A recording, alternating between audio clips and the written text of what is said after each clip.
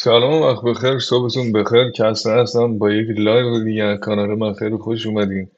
یه چند دقیقه طول کشید واقعا بتونم ستاپ را بندازم، به خاطر اینکه یه ذره کروم داشت اذیت میکرد هر کاری میکردم. رو تریدینگ ویو OBS نمیشد کانکت بشه، یه ذره اذیت کرد حقیقتا. برای همین یه ذره دیر اومدم. یه معامله خوبم از دست دادیم. اه، دیروز بعد اینکه معاملاتم رو بستم تو همین ناحیه با دو تا اسپایک خیلی قوی، نگاه بکنین اسپایک اقلا بیشتر از 100 پیپه، شاید هم نزدیک 100 پیپه، واقعا 180 پیپه به تنهایی این کندل 5 دقیقه‌ای. خب عرض بکنم خدمتتون، تو همچین رنجی بودیم، به همین اندازه باید حرکت میکرده که کرده رفته برای گام بعدی حرکتی خودش میتونیم اندازه بگیریم به راحت ترین شکل ممکن.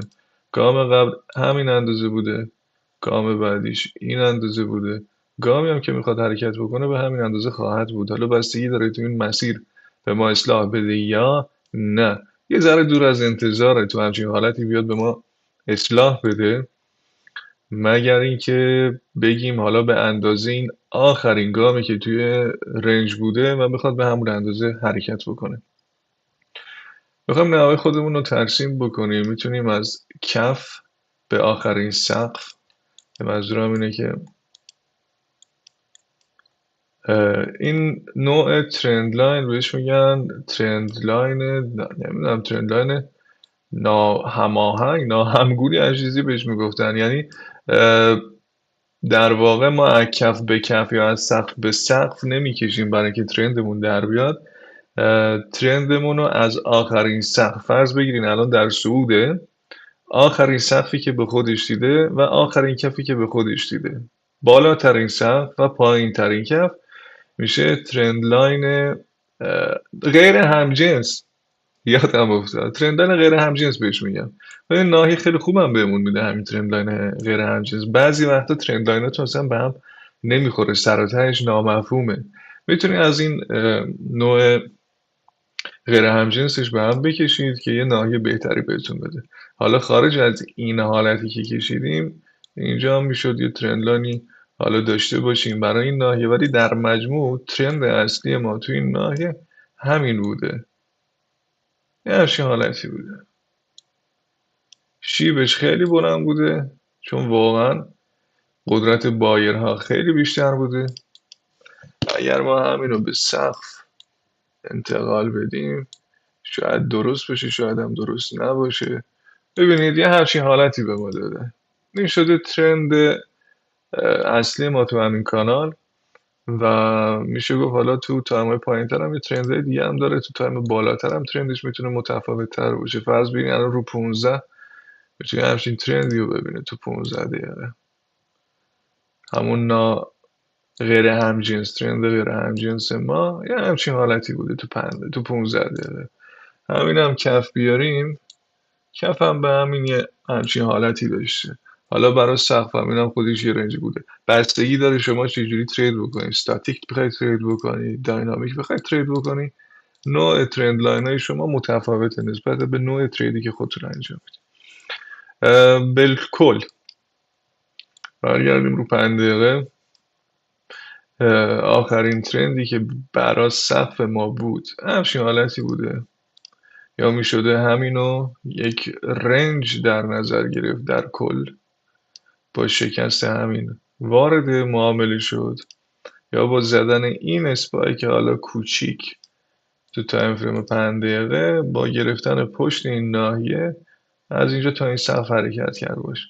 ولی از اونجایی که دارم میبینم ناحیه داره جواب میده به همین ترندی که ما کشیدیم، من فرض رو بر این ترند اصلی ما تو مارکت همینه، این کف و سقف و این دوتا کف و این دوتا سقف. چرا من الان نمیام سل بگیرم از این ناحیه؟ چون این ذره که هیچ خیلی ریسکیه. میتونیم ببینید در دیروز، نه حالا چند روز گذشته، مارکت هم چقدر بازار قوی حرکت کرده رو به بالا. و عملا اگر بخوایم حالا سلش رو تو این ناحیه بگیریم، میتونه به ما تیپی بده واقعا. اینو نمیگم که غیر ممکنه، اما باید ریسکش هم بپذیریم دیگه. چون خیلی تو این موارد بوده بازار یه کوچولو حرکت میکنه، دوباره میاد کف و سقف بالاتر میزنه، به عنوان مثال میتونیم اینجا رو در نظر بگیریم. یه گام اینجا بوده حرکتش، دو گام اینجا حرکت کرده. اگر اینو بالکل یه گام کامل در نظر بگیریم، اینم کل اصلاح این ناحیه، تقریبا دو گامشو در کل کانال حرکت کرده. یه ذره ریسکیه، ولی میشه واقعا کفشو گرفت دومین برخوردشو به سقف این کانال. ببینیم اگه تو 5 دقیقه، ذره واقعا ریسکیه، خدا وکیلی جدی بهتون میگم، این همه سپایک زده، ما بیایم از اینجا خلافش حرکت بکنیم.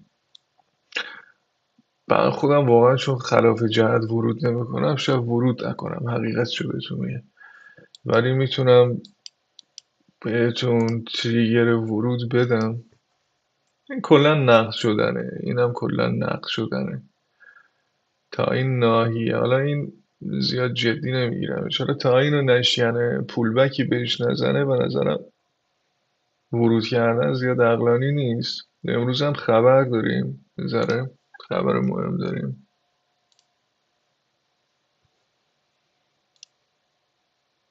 امروز نبود، فرداست واقعا. مگه میشه؟ خودم دیدم، خبرم نداریم پس. خب هیچی دیگه، کلا دیگه بایره بازار. چرا من دیده بودم اینجا خبر رو گذاشتم؟ نمی خدا وکیلی دیده بودم دیروز پی ام آی بود، فکر کنم سی پی آی بود یا همچین چیزی گذاشته بودن. خب الان دوتا پنجی بسته، پنجی بدی هم نیست، این ناحیه هم شکسته واقعا، ولی خب خیلی ریسکه. میشه سریع ریسک فریش کرد اینو، میشه سریع اینو ریسک فری کرد بعد از برخوردش و گذشتش. شورتو بذاریم اینجا ببین چه غلطی میکنه. من اینو نمیگیرم خودم دیگه، هر کسی دوست داره اینو بگیره. خب ریسک رو به ریواردش هم دیگه، حالا خلاف جهت میگیریم تا کف این نایه باید بیاد دیگه، حداقل تیپیستش رو باید بده اگر بگیرید دیگه. اگر پی اینو به تنتون میمارین، نگاه کنید هنوز حرکت نکرده برمیگرده، نگیرین فعلا اینو.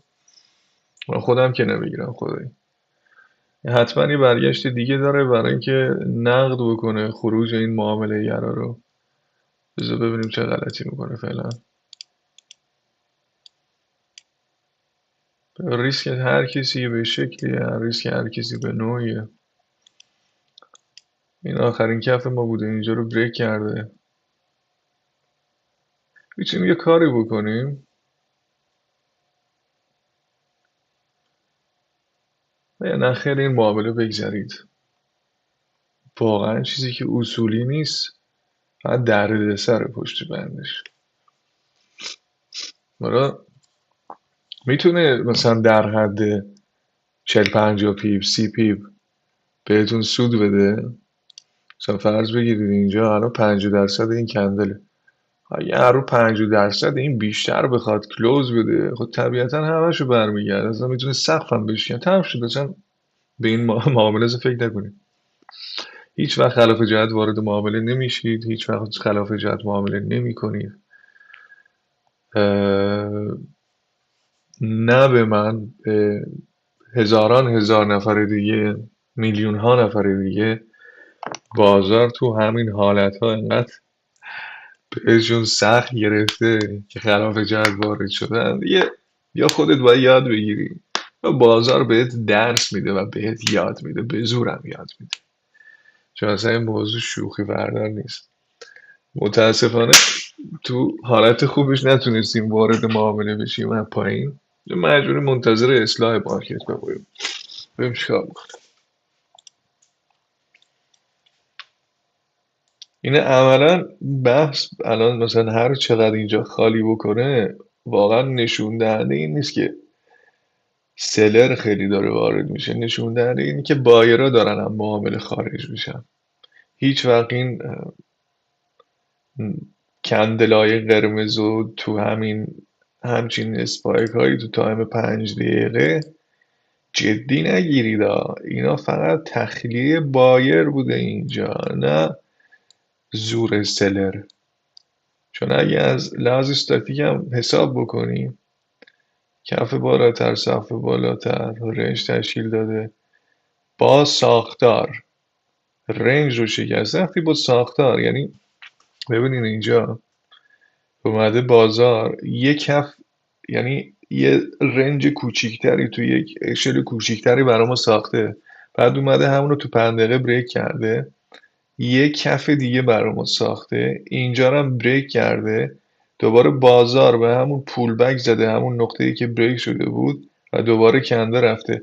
زمانی که بازار با یک ساختار یک رنجی رو میشکنه یا داره یک کف و سقف بالاتر تو همون اشل کوچیک میزنه، نشون دهنده اینه که داره اون ساختار رو، اون رنج رو از همون سمت میشکنه. چون اگر ببینید هیچ کف و سقف غیر طبیعی هم نزده که بگی میخواد نقدینگی جمع بکنه تو این ناحیه. این خیلی میتونه براتون حائز اهمیت باشه توی معامله کردناتون. تو معمولا بازار قبل از اینکه از یک رنجی بکنه بخواد بره، یا کفش یا سقفش رو هانت میکنه و در جهت عکس همون صورتی که زده و هانت کرده ادامه حرکتشو میده. مثلا اگه بخواد از سقف بره، کف رو میزنه، بعد مثلا یه شادو میزد، این ناحیه رو جمع میکرد، مثلا کف این رو جمع میکرد، بعد به سمت بالا حرکت میکرد. اگه از بالا میخواست حرکت بکنه، بعد اینجا که زده این بالا رو مثلا استاپ آوت کرده یا استاپ پشت این ناحیه سررا رو زده، با کندل بعدیش این کندل این تو باید کلوز میکرده و یا ادامه دار میبوده یا پول بک به خط روند میزده و دوباره میریخته. توی این همچین حالتی بیشتر بازار رو میبینیم که حرکت بکنه، ولی گاهگداری هم داریم بازار به این شکل حرکت نمیکنه. همچین اتفاقی نمیفته، ساختار تشکیل میده. وقتی ساختار تشکیل میده قدرت متفاوتتری داره، اون خرد جمعی متفاوتتر ایجاد میشه. حالا اون خرد جمعی چه اتفاقی براش افتاده اینجا؟ خرد جمعی اومده اینجا کف و سقف بالاتر زده و اینو تو تایم فریم پایینتر به عنوان یک ناحیه، یک ترند دیده و همین ترند باعث شده از اینجا بکنه بره. حالا براتون قشنگ‌تر توضیح بدم. نگاه بکنید این کف و سقف‌های بالاتر تو همچین حالتی همون خرد جمعیه، مثلا پرایس اکشن کارها، نمیدونم فیک بریک کارا، فیک کارا، یا اونایی که اصلا با گام حرکت میکنن، باعث شده این ناحیه بشکنه. متوجه شدیم؟ تو تایم پایین خیلی بهتر معلومه. یه بریک، پول بک به خط روند، اول این سپایک، سه تا حالت سه تا حالت بیشتر تو بازار که نداره تو تایم پایین. این چیزهایی که من الان دارم بهتون میگم شاید خیلیاتون بدونید، شاید خیلیاتون واقعا اصلا بهش هم فکر نکرده باشید. برای همین میگم ساختار مهمه. سه حالت بیشتر نداریم تو بازار: سپایک، کانال، تریدینگ رنج. حالا اینجا چیکار کرده؟ سایکل خودش رو قشنگ تکمیل کرد. سپایک داریم، بعد سپایک کانال داریم، اولین برخورد مثلا به یکی از این کلوز ها، برگشت بعدی، دومین برخورد، برگشت بعدی، سومین برخورد، برگشت بعدی.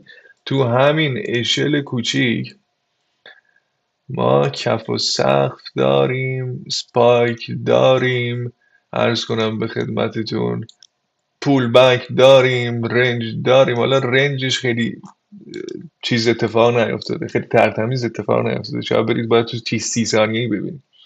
اسپایک اتفاق میفته، کانال داریم، بعد تبدیل به رنج میشه، بعد دوباره رنج شده اسپایک، سپایک سپایک، کانال، یا حالا مستقیم از فاز کانال برمیگردیم به تریدینگ رنج از فاز اسپایکمون.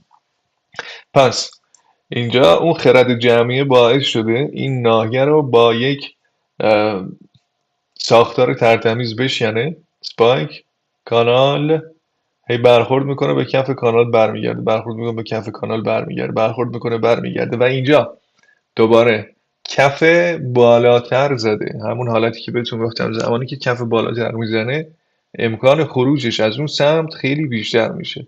کف و سقف بالاتر زده، اولین کندلی که تونسته اون ناحیه رو بریک بکنه. فقط حالا میدونی شادو رو رد نکرد، اصلا اینا ملاک نیست دیگه در این اشل های پایین تر، میدونی. حالا بگی چرا این کندل اومده قشنگ کلوزش مصادف شده با سقف. درسته، آره، مصادف شده با سقف، ولی این اشل رو تو نمیتونی اون سبکی که تو تایم فریم بالاتر ترید میکنی رو ترید بکنی. کسی که اینجا معاملش رو گرفته بهتون نشون بدم. استاپش انداخته این پشت، نقطه ورودش این نایه بوده، تیپی دو این عزیز دل اینجا بوده. کسی که اینجا ورود کرده اینجا هم خروجشو کرده و رفته پی زندگیش. تمام. نه زوری به خودش آورده، نه فشاری به اعصاب روان خودش آورده. وقتی تو این اشل ترید میکنی، تریدت هم همین قدری میشه. تو اصلا برات مهم نیست کجا ورود بکنی. استاپ این عزیز دل 18 پیپ بوده روی طلا، تیپیش هم 37 پیپ بوده، طبیعتا 35 پیپ بوده و راحت تونسته از این بازار خروج بکنه. عرض میکردم خدمتتون تا سنس دیگه بود اومدیم سر این موضوع دیگه. بعد دوباره بازار همین حرکت ادامه. ببین چه غلطی داره میکنه فعلا. داره درگیر همینجاست فعلا، 100% فعلا درگیرم میمونه. ما تو 5 دقیقه هیچ گره قیمتی نداره. خب مجبوریم منتظر بریک ایونش باشیم، یا به این کلوز یا به این کف. بستگی داره به هر کدوم خوب واکنش نشون بده، به هر کدوم بهتر به ما پوزیشن بده دیگه. مجبوریم برای این دو حالت بمونیم و با اینجا حداقل یه آلارم بذاریم و اگر برگشت خب فبها، برم نگشت خب تو نواحی دیگه سعی میکنیم ورود بکنیم. چه لارم نمیذاره، مهم نیست، حالا بعد اینو چک کنم. برگردم اونجا رو بهتون نشون بدم. خب این ناحیه شکسته شده، اسپایک زده. بعد اسپایک یه کانال برای ما اینجا ساخته. حالا اینجا هم خودش معامله داره ها، در همین اشل خیلی کوچیک بستگی داره، بازم بستگی داره، خیلی بستگی داره که چجوری طرف بخواد معامله بکنه روی یه دقیقه.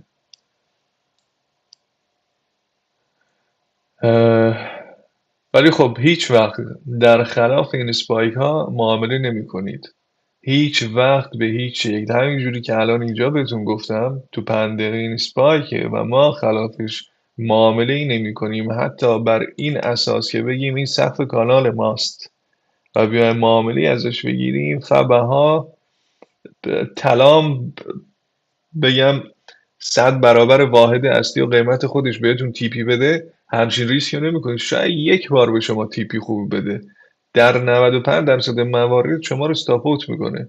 5% موارد ارزش داره که شما بخواید این گام خوشگل رو در اصلاحش بخواید نگیرید. این دوتا رو الان گذاشته اون موقع کار نمیکرد، بخواید اصلاح اینو از دست بدید، حالا به هر شکلی، هر نوعی، هر بازی بخواد برگرده، یا برمیگرده یا میره کف سقف اینجا رو میشکنه برا ما. خب حالا ما تا اون اتفاق نیفته ورود نمی کنیم به معاملات بعدیمون. در اسپایک خلاف جهت هیچ وقت وارد نمیشیم. اینم نمیدونم چرا هنگ کرده واقعا،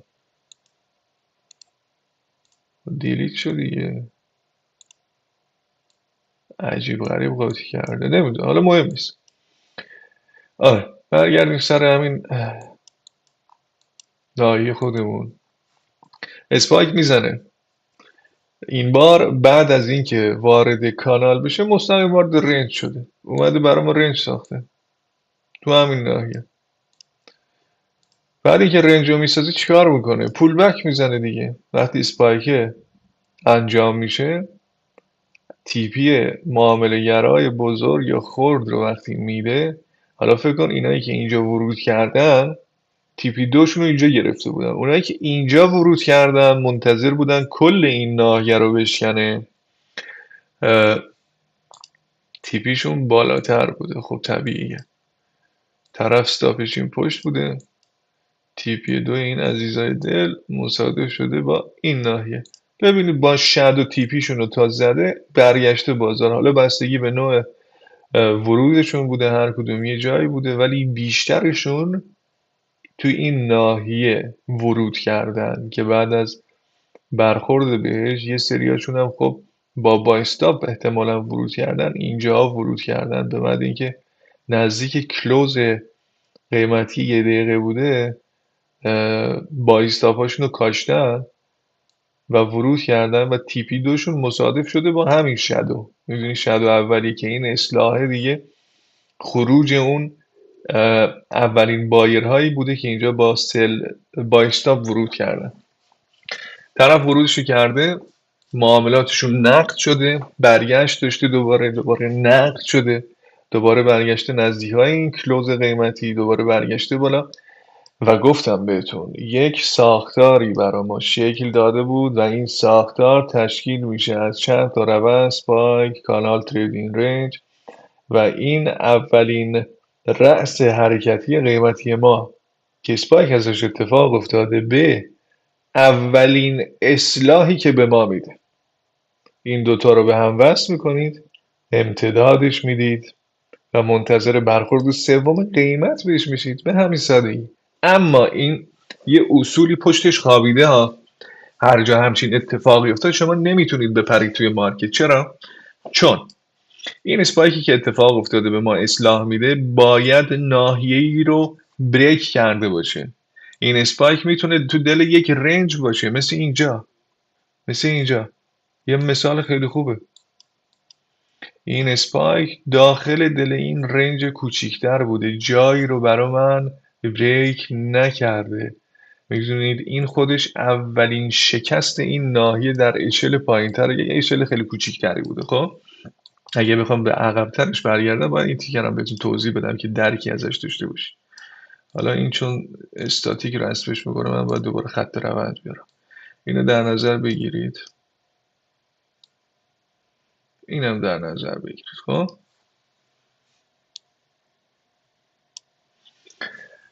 قیمت اینجا کف و صف پایینتر نزده، بالاتر هم نزده. خب بهش میگیم رنج، تو رنج بوده. اینجا آمده اولین تلاش خودشو بکنه و رو شکست نتونسته، برگشته داخل دومین تلاش شکسته، فیک کرده، برگشته داخل و اینجا دوباره با 3 کندل شکست خودش رو تایید کرده. اما تیپی آنچنانی نداشته، تنها تونسته یک به یک به این سلرایی که اینجا خیلی دیگه زور آوردن که این ناحیه رو بشن. فکر کن این یه رنج خودش، یه رنج، یه حالا مثلث جمع شونده است، تو هر حالتی میشه حسابش. یعنی در کل که رنجن دیگه، هر کدومش اسمهای متفاوتی داره برای درک ما که درک عمیق‌تری از بازار داشته باشیم. تفاوت این اسپایک با این اسپایک اینه: اینجا یک فیک بریک آوت اتفاق افتاده، سریع بازار برگشته داخل رنجی که از قبلترش داشته و ما رو این نمیتونیم که حساب بکنیم ببینیم اصلاحش کجا میشه. اصلاحش شده اینجا دیگه و جواب نداده. خب شما باید فرق اسپایک های درست حسابی و از اسپایک های نامعقول به این شکل پیدا بکنید. اول ببینید بازار شما در چه سایکلی هست. فرض میگیرید تو اینجا شما اومدید اولین لحظه‌ای که بازار رو میبینید، قشنگ اینجا باز کردید کامپیوتر خودتون رو، تو این ساعت بوده، میبینید که بازار اومده. ببینید یه ذره قبلترش هم باید نگاه بکنید دیگه. حالا میگیم تو تایم فریم 1 دقیقه که آدم همیشه ترید نمیکنه، باید 5 دقیقه 15 هم یه نگاه بندازه دیگه. طرف خله مگه؟ طرف میاد میبینه بازار چه اسپایکی زده، اصلاح خیلی سنگینی هم نکرده. یعنی تو فکر کن شیب زور بایرها رو نگاه بکن، زور سلرها رو هم نگاه بکن. چقدر تفاوتیشه؟ بایرها چقدر زور زدن، از اینجا به اینجا رسوندن معامله رو در 2 ساعت. خب سلرها از اینجا تا چقدر؟ تونستن زور بزنن اینو بیارن و 8 ساعت براشون طول کشیده، 7 ساعت براشون طول کشیده. طرف میگه خب بازار بایره دیگه، مگه نه؟ یعنی کسی بخواد اینجا خوش و وارد یک معامله سل یا یه معامله فروشی بکنه به زور که بخواد به بازار بفهمونه من خیلی دیگه تریدرم، اون روز اون موقع است که شما از حسابهای خودتون با خداحافظی بکنید و دوباره برین از نو شروع بکنید و تازه اگر درس باخت این ناحیه رو هم به یادتون بیاد و به یاد مونده باشه براتون. عرض میکردم طرف میگه بازار توی هایرهای، تو اصلاح، چقدر جای خوبیه، چه شکار قشنگی میتونم اینجا انجام بدم. میاد طرف چیکار میکنه؟ تایم 15 نگاه 5 نگاه کرده، بیاد تو 15 هم نگاه میکنه، میگه چه خبره اینجا اصلا کندل قرمز نداریم، همه سبز بوده ولی شادو اصلا نشون میده دیگه جون نداشتن تا اولین کندل های قرمز رنگ رو به ما نشون میده. برمیگرده تو تایم 5 دقیقه خودش میاد تحلیل میکنه، این چند تا کف داریم اینجا، یک کف، دو کف، سه کف، میتونه به هر کدومش واقعا واکنش نشون بده. من از کجا بدونم از کدوم یکی میخواد برگرد؟ واقعا هم درستش هم همینه، من از کجا بدونم یکیش میخواد برگرد؟ منتظر میمونه، اینجا میبینه آخرین کفی که خیلی بهش بازار واکنش نشون تقریبا همین نواحی بوده دیگه، از اینجا که بیشتر پایینتر نرفته دیگه. منتظر تایید کندلی میمونه دیگه. میگه پایین ترین نقطه هم که دیده به خودش همینجا بود. اولین گام حرکتیش بعد از این اسپایک اینجا بوده، یعنی اصلاحش اول اینجا بوده، اصلاح دوم شده اینجا، ولی یه ذره ریسکی بوده برای تریدر. اما همون حالتی که بهتون گفتم، اولین اصلاح رو به اسپایکتون وصل میکنین، یعنی اسپایک اتفاق افتاده، اصلاح برگشته و دومین اصلاح بهش برخورد میکنه. ببین تو تایم پایینتر چجوری اتفاق افتاده این. خب اسپایک رد شده، اولین پولبک رو بهش داده، ادامه روند. غیر همجنس جالب نیست؟ نگاه کنید اینجا رو، گفتم ترند لاین غیر همجنس بکشید، آخرین صف اولین کفی که به ما داده، این دوتا رو به هم وصل کنید. خب چه جوری این کامل میکرد؟ خیلی طولانی تر میشد. اینو چرا هنگ کرده این؟ خیلی برای من عجیبه. مهم نیست. کف یعنی غیر همجنس بود دیگه، کف و صفحه رو به هم وصل بکنیم ببینیم به کجا میرسیم.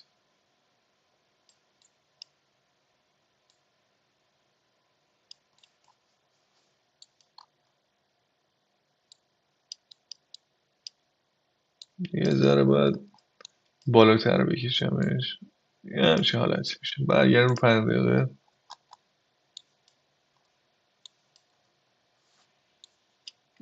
ببین همین دوتا اصلاح یه همچین ناحیه‌ای رو به شما داده واقعا. ببین اینا چون بحث کامپیوتره، یعنی کامپیوترها دارن رو این کار میکنن. میدونم شاید از لحاظ ذیلی و منتالی و عقلی بهتون بگی نه خب دیگه اینجا رو دیده 10 بار. آره منم میبینم. حالا این دوتا 5 دقیقه هم به هم وصل بکنیم همونجا رو داره به ما نشون میده حقیقتا. خب ولی خب میگم راههای زیادی از حالا بتونین چیز خودتون رو، ترند لاین اصلی خودتون رو پیدا بکنین. حالا ترند اصلی ما همین بوده، ما تو بازار اومدیم این شکلی بود و تونستیم ترند رو وصل بکنیم، ترند بالا رو به دست آوردیم. اینم داره کف صف پایینتر میزنه، هنوز بهش اعتبار و اعتمادی نیست و من واقعا همچین معامله نمیشم. دوباره بهتون میگم خب اولین اصلاح به دومین اصلاح وصل شد، همون حرفی که اینجا بهتون زدم تو 1 دقیقه. اولین اصلاح به دومین اصلاح وصل شده، برخورد سوم رو به ما میده. میتونی ورود بکنی، واقعا میتونی ورود بکنی بدون شک. میتونی اصلا منتظر کندل ها تو تایم فریم پایین تر بشی. ببین چه ساعتی اینجا 2 صبح تقریبا. اینجا بازار آسیا باز شده 2 صبح دقیقا تو این کندل بازار آسیا باز شده، بازار رو ریزونده، ریزشی کرده تا این نواحی که بتونه تو اصلاح ورود بکنه، یه نقدینگی این کفا رو هم بتونه حداقل جمع بکنه، این پایین هم بتونه جمع بکنه. اینجا را زده. اینجا بحث پری اوردرینگ بازاره. وقتی بازار باز میشه اینا اوردرهای اولیه خودشون رو میکارن، بعد از کاشتن اوردرهای اولیه خودشون سعی میکنن استاپ های همدیگه رو بزنن، بعد از زدن استاپ های همدیگه و تازه جمع شدن نقدینگی اونجاست که بازار تازه شروع میکنه به اولین حرکت های خودش رو بزنه تو بازار. خب یه تایم 1 دقیقه به ما اینجا رو نشون میداد، تایم 5 دقیقه هم شادوهای بلند به ما نشون میداد. اینجا اومده ناحیه رو برای ما بریک کرده، به سرعت برق و باد برگشته پایین. تفاوتش چیه برای کسی که استاپش این پشت بوده و تفاوت برای کسی که استاپش رو مثلا اینجا گذاشته؟ خب این دقیقا این حرکت اتفاق افتاده که کسایی که اینجا استاپ گذاشتن بیاد تمام استاپ ها اینا رو جمع بکنه، یه نقدینگی ترتمیزی برای خودش بسازه که بتونه ادامه روند رو بده. چون بازار انقدر حرکت کرده بوده، نقدینگی آنچنانی تو بازار براشون نمونده بوده که بتونن ازش استفاده بکنن. شما زمانی که رو تایم فریم 1 دقیقه ترید میکنید، محض که روی 1 دقیقه نیستید. اگه 5 دقیقه ترید میکنید، محض که رو 5 دقیقه نیستید دیگه، درسته؟ باید تایم فریم های دیگر هم چک بکنید. تایم فریم 5 و 15 هم باید حتما نگاه بکنید. من خودم رو 5 1 15 هم ترید میکنم و فرض بر اینه اگر یک ناحیه، یک پوزیشن تو یک تایم خاصی یه چیزی به من نشون میده، تو تایم فریم بالا و پایین ترش هم یه چیزای بهتری هم به من میتونه نشون بده. تریگر میتونه به من بده تو تایم پایین تر، تو تایم بالاتر تاییده مهمتر به من بده، خیال راحت تر به من بده. 5 دقیقه رو ببینیم این ناحیه رو شکست و با اسپایک کله کرده، ببینیم تا کجا برمیگرده. این آلارم من رو بذارم اینجا، میتونه تو 2 گام حرکت بکنه. مهمترین کفی که داشتیم اینجا بوده،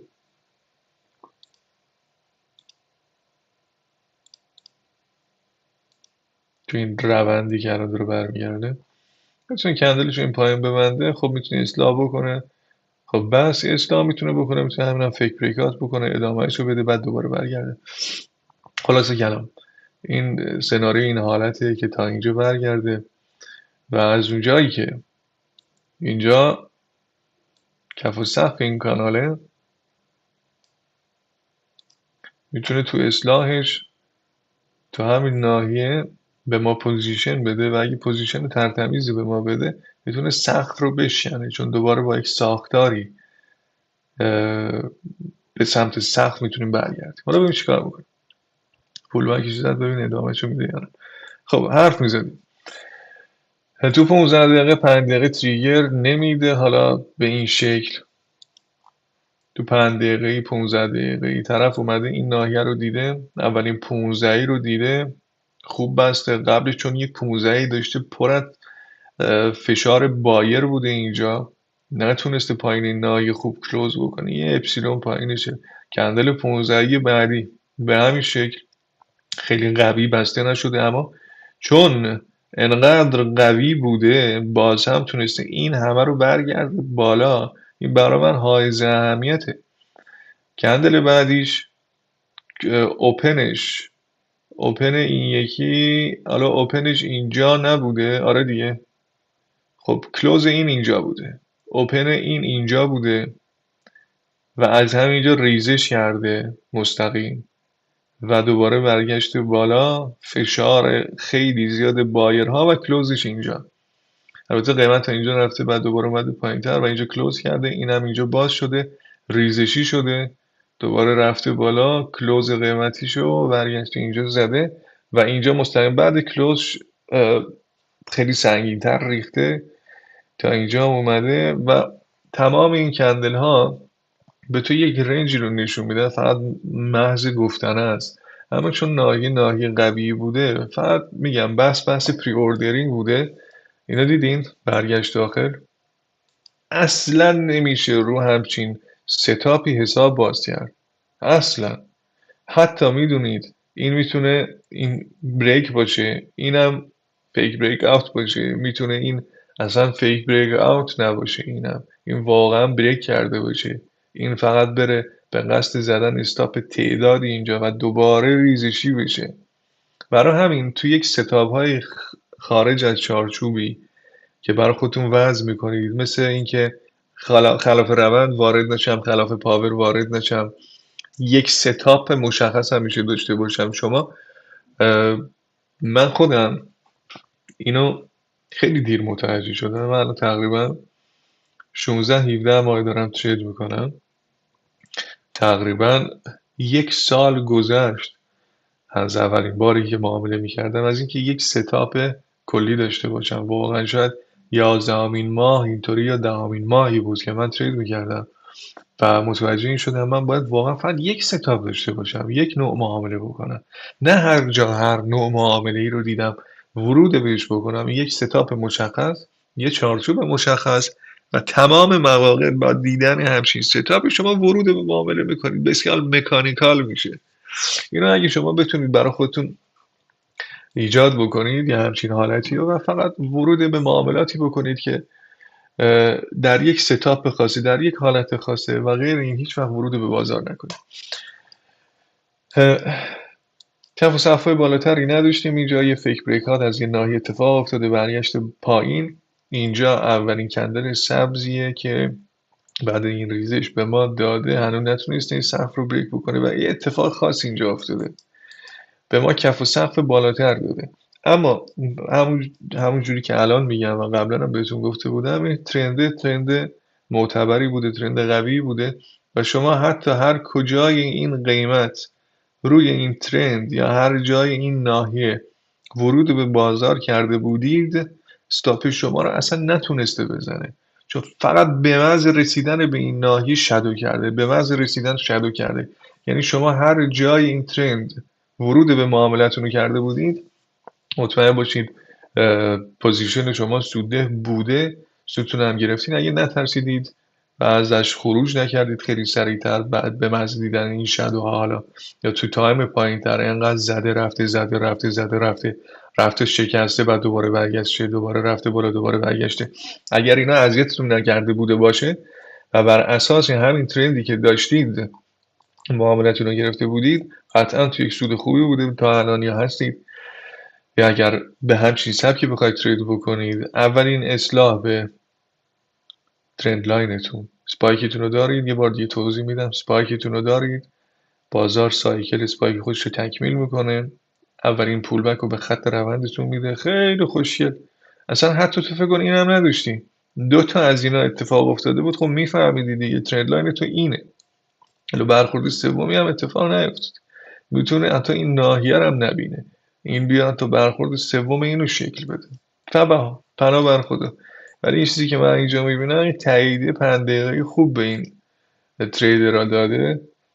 5 دقیقه دیگه هم کندل 15 بسته میشه، 50 دقیقه دیگه هم بازار آسیا بسته میشه.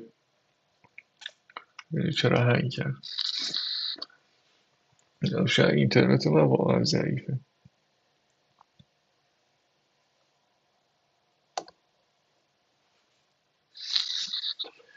یورو رو هم نگاه کرد، دیدید اینو فیک کرد، بعد دوباره اومد فیک خودش رو فیک کرد.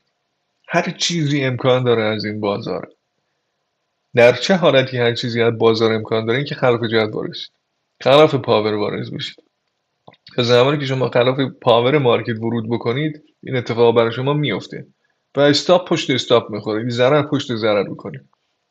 برای همین میگم یه ستاپ بسازید، همیشه همون رو انجام بدید، همیشه اون رو اجرا بکنید و همیشه اون رو مد نظر خودتون داشته باشید. بله، کسی که روی ترند گرفته خب موفق آمیز بوده. کسی که روی ترند نگرفته گفته من اینجا یه رنج دارم، اینجا یه فیک بریک اوت اتفاق افتاده. ولی کسی که زرنگ بوده دیده اینجا ساختار تشکیل داده، اینجا کف بالاتر زده، به محض بسته شدن این کندل، حتی با اینکه مصادف بوده با نوک این رنج، اینجا وارد شده. من تو همچین شرایطی وارد معامله میشم، من با استاپ این پشت. حالا اگه استاپ این پشتم میشه گذاشت، ولی خیلی دیگه بزرگ میشه دیگه. تیپی 2 تو باید منتظری کجا باشی بزنه واقعا. فکر کن کسی که حالا استاپشو واقعا گذاشته پشت این ناحیه، تیپی 2 شونو با شادو اینجا زد. ببین واقعا بازار بر اساس تیپی 1 حرکت میکنه. خب اما تیپی دو برای کسایی که تو گام دوم حرکت میکنن یا واقعا داریم دیگه افرادی هستن بلند مدت‌تر فکر میکنن، همه که اسکلپر نیستن، مؤسسات مالی یه ذره فرای ما ترید میکنن، معاملاتشون رو یه ذره بلند مدت‌تر در نظر میگیرن، یه بخشیش رو یه جا خروج میکنن، یه بخشیش رو یه جا دیگه و مقدارش رو نگر میدارن، ریسک فری میکنن که ببینن ادامه بازار به چه شکله. ولی ببینید هر جا دیدید قیمت شما داره برمیگرده و به تیپی دوی شما داره واکنش نشون میده، بدونید که واقعا نقاط ورود درستی بوده. من گفتم اینجا ورود میکردم با استاپ این پشت و استاپ این پشت هم درسته و استاپ این پشت هم درسته. بستگی داره طرف چی بخواد از بازار، میزان هدف، ریسک به ریواردش چیه، کجا مد نظر این شخصه. میدونید چی میگم؟ از اینجایی که این کندل فول بادی بوده و بهتون گفتم کندل فول بادی میشه تو 80% 90%ش قرار بگیره و تریدر میتونه هر جا که عشقش کشید وارد بشه. میبینید این اصلاح، این برگشت قیمت مال افرادی بوده که با این کلوز ورود کردن، تیپی دوشون رو گرفتن، از بازار خارج شدن و بازار به همون اندازه‌ای که صعود کرده بود و از همون جایی که صعود کرده بود به همونجا برگشته به بریک ایونش.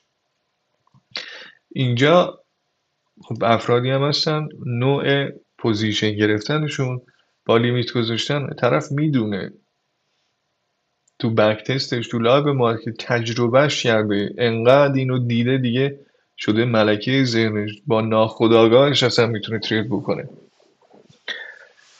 طرف میدونه این روندی که شکل گرفته، خب سپایک بهش میگن دیگه.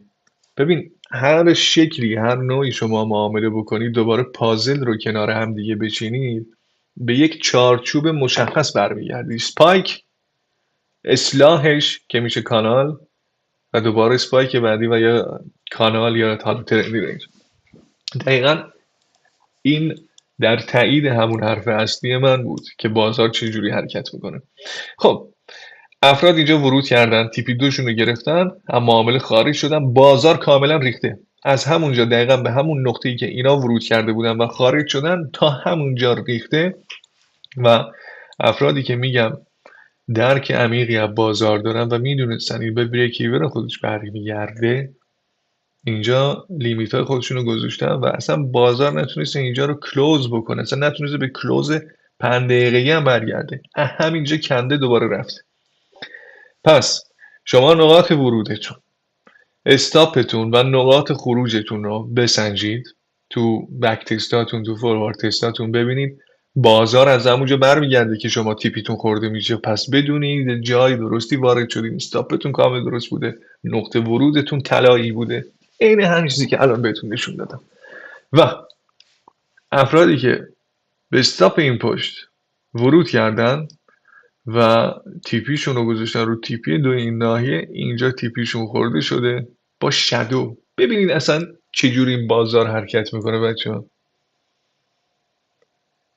بی عیب بی نقص، تر تمیز، بر اساس یک اصول و یک ساختار کلی و درستی که بازار بر اون بنا شده و از صدها 50 60 70 سال قبل همین جور بوده و همین جور هست و همین جور خواهد موند. به قول آقای پورصمدی تا زمانی که آدمی همین احساسات و عواطف و طمع و ترس رو داره، خب بازار هم همین شکل حرکت میکنه تا زمانی که انسان تغییر اساسی درش ایجاد بشه و احساس و عواطفش به این شکل دیگه باشه، اون موقع است که بازار هم یه شکل دیگه به خودش میگیره قطعا. دیدید هر دوی نقاط ورود درست بوده، یعنی نقاط ورود هر دوش یکی بوده، استاپ ها درست بوده و تیپی ها درست بوده و بازار همونجا برگشته به یک بریک ایون دیگه. اینجا رو بهتون نشون بدم. بعد این اصلاح اولین کندل سعودی که رو به بالا رفته تو تایم فریم 5 دقیقه‌ای هستیم دیگه. تیپی دو اینجا کجا شده؟ خب تیپی دو اینم شده اینجا.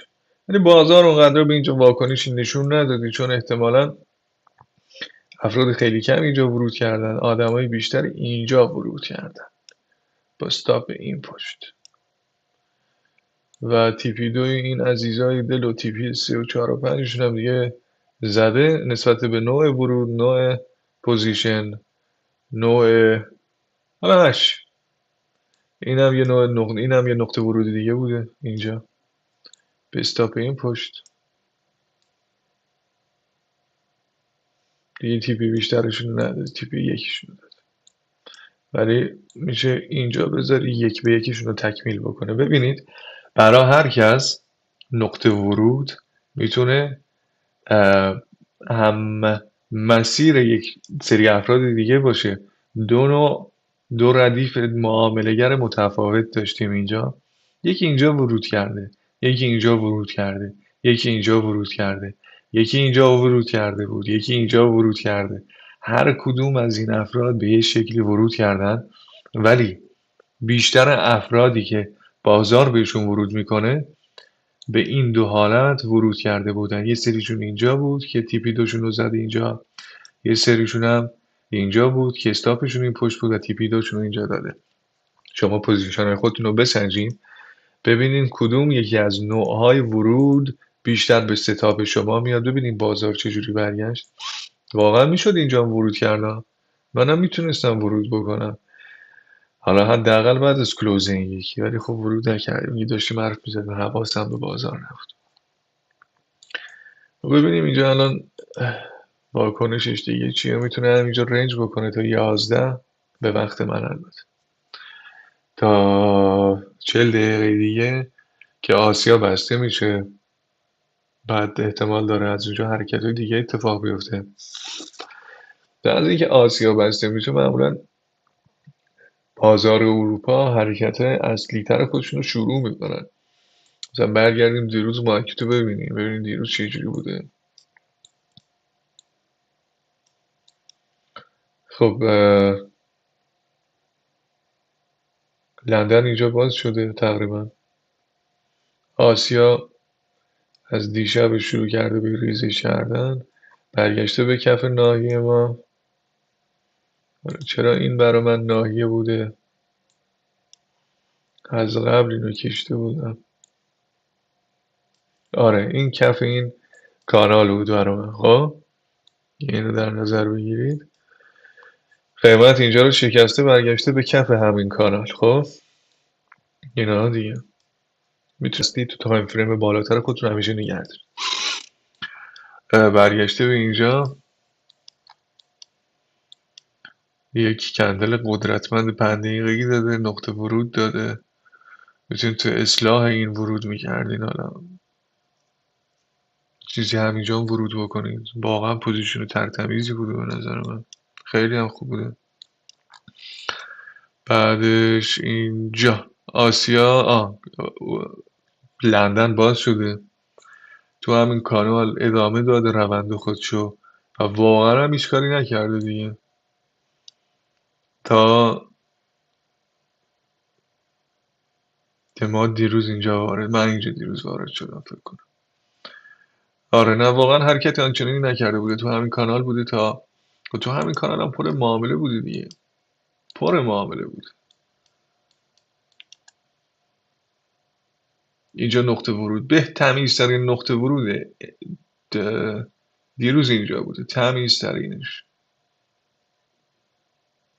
که تیپ خودش رو داده دوباره برگشته به بریک ایون همین نقطه ورود دوم. تیوی دو اصلاح برگشته دوباره به بریک ایون خودش. حالا دیگه اینا رو زیاد جدی نمیگیریم، ولی خب روند ادامه دار بوده واقعا. دوباره اصلاح به همون خط روند.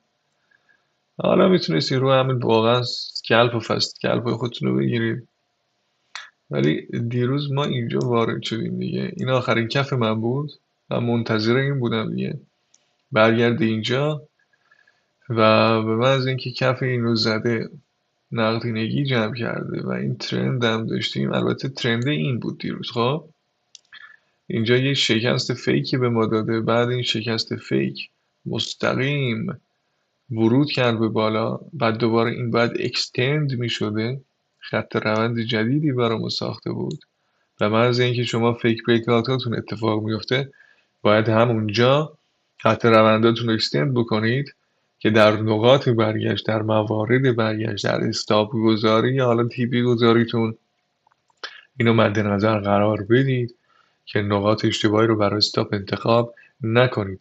من دیروز استاپم ببینید دیگه خط روند این بود، به محض اینکه این فیک اتفاق افتاد بازار برگشت داخل، من در این اصلاح این نقطه ورود کردم، استاپم هم گذاشتم 90% 80% اینجا که بازار تا اینجا برگشته بود. حالا اصل و اساس ورود من همون ترند لاین قبلی بود دیگه، من باید اینو اکستند میکردم، اون لحظه این اکستند نکردم و بازار به محض اینکه برگشت به این نقطه، برگشت به این خط روند، سریع اسپایک کرد و برگشت به اینجا. دو پوزیشن دیگه هم، یکی با کلوز 5، یکی با کلوز دومین کندل 1 دقیقه‌ای وارد شده.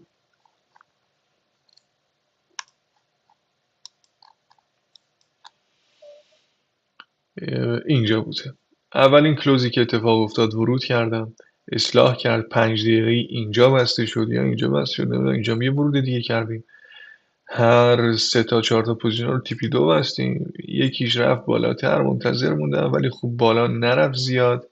اون لحظه این اصلاح اتفاق افتاد، رفت تیپی 2 من اینجا زد.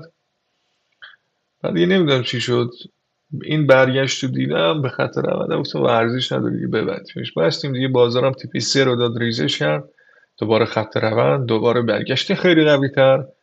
چند بار بازی کردم و یه ناهی ایجاد کرده اینجا. ببینید وقتی اینجا همچین اتفاقی میفته، یه ناحیه جدیدی برای شما ساختی دیگه برنگشته به خط رونده، اون بالا رو ندیده، اینجا آمده شروع کرده به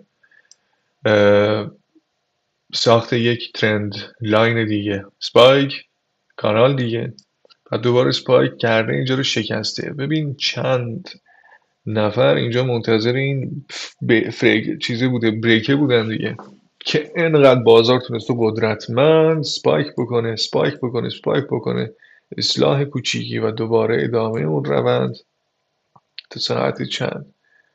و خیلی بازار رفت، خیلی رفت، خیلی خوبم رفت. ولی دیگه حالا ببین چی پیش میاد. یه 5 دقیقه رو ببینیم. خب این یه تأییدیه خیلی خوبی برای سل گرفتن، ولی نه توی این اسپایک میتونه نشن بره استاپ اینا رو بزنه و بعد دوباره بریزه. ولی دیگه حالا همونجوری که بهتون گفتم تو همه پایین، حالا من زیاد حواسم نبود واقعا، اینجا ناحیه کمی نیست، 100 پیپ، 120 پیپ و همینجا میتونستیم ورود بکنیم بعد بسته شدن این کندل.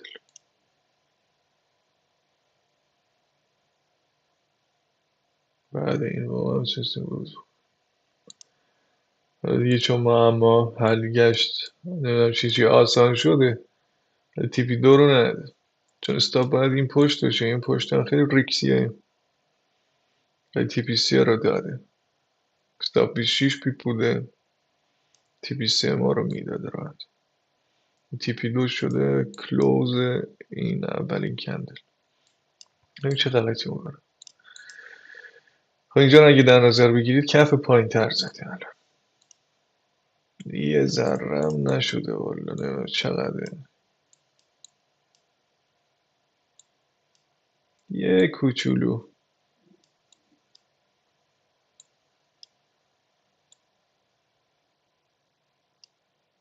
اولین اصلاح ماست، اینم دومین کف ماست. وقتی بازار توی یک روند صعودی خیلی قویه، ما میتونیم روی این حساب باز بکنیم. ببینیم چیکار میکنه. بس من برم رو متا تریدرم، میخوام اینجا یه اوردر بذارم.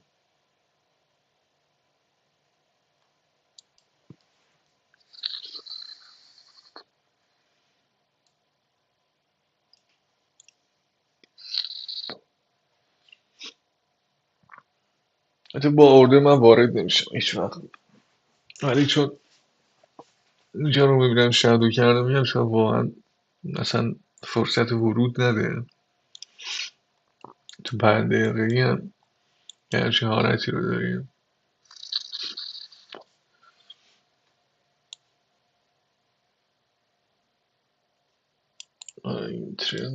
ترند بعدی نیست واقعا. یعنی اولین برگشت و اولین نقطه ورود بهترین نقطه ورود، دومی ریسکش بیشتره، سومی و بیشتر، هر چقدر بیشتر بشه خب ریسکش هم بیشتر، ولی به احتمال خیلی زیادی برگشت دیگه هم بهمون بده. ببینیم چه اتفاقی میفته.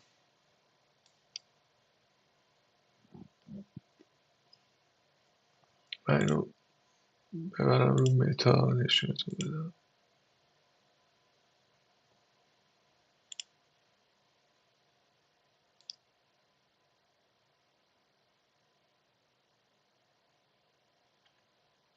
ببینیم چقدر اصلاح میکنه.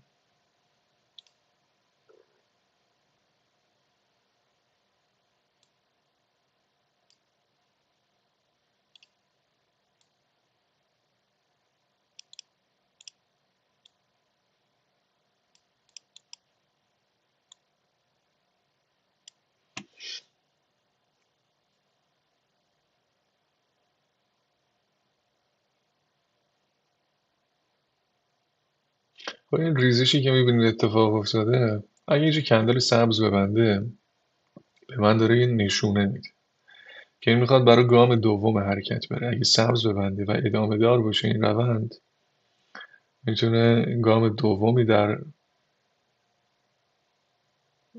ادامه ریزش داشته باشیم. میتونیم هم با کندل های قرمز تا این ناحیه برگردیم. ببین چه اتفاقی میفته.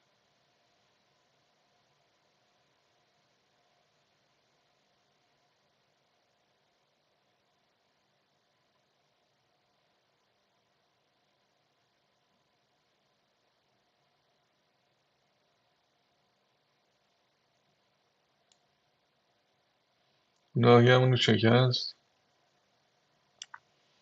یه ذره تمیزتر بکشیم، اکستندش کنیم.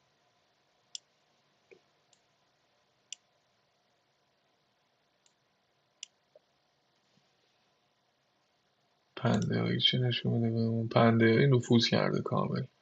گفتم این گالف خیلی خوبی بود. خب ببینیم چیکار میکنه ادامهش.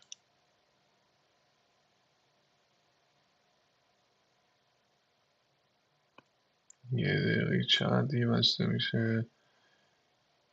20 ثانیه دیگه.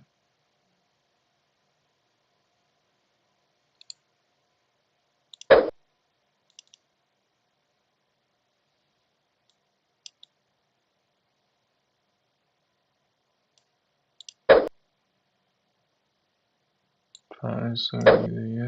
نه قوی نبست بابا. یه دقیقه خوب نبست.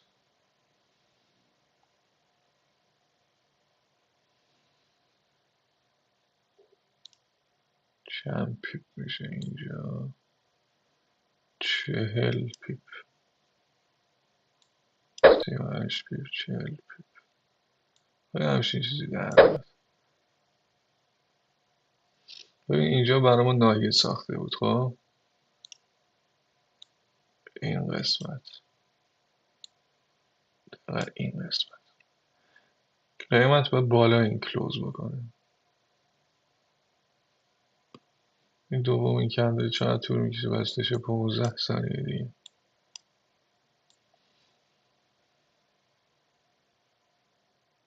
5 ثانیه دیگه.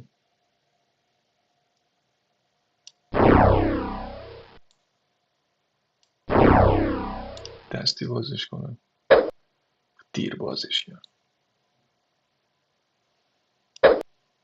دوباره این ورد رو پاک کنم. ریسکری واردمون هم ست کنیم. تیپی دو من میشه اینجا.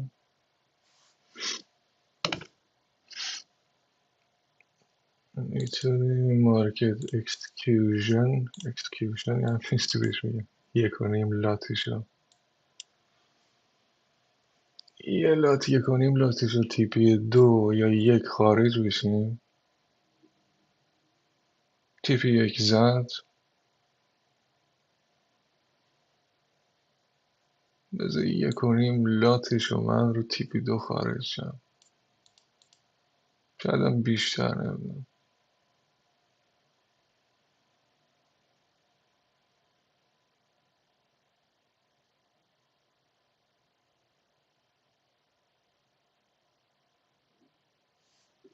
چیکار میکنم. من از قبل یه سقف برامون ساخته دیگه. اینه تیپی 3 میشه. چیکار میکنه قیمت.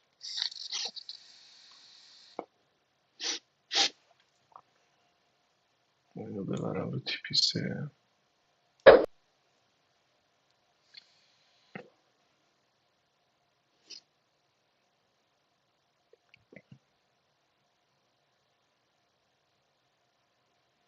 این 5 دقیقه هم 2 دقیقه دیگه بسته میشه.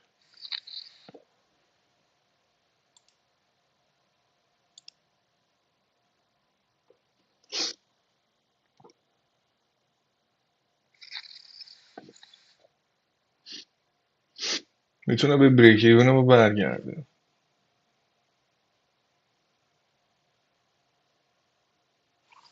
چیزی نبوده 5 دقیقه رو ببنده. 5 دقیقه رو ببنده. خب سعوده خب قطعی تر میشه. روی 1 دقیقه یه ذره ریسکی تر. 25 ثانیه بود.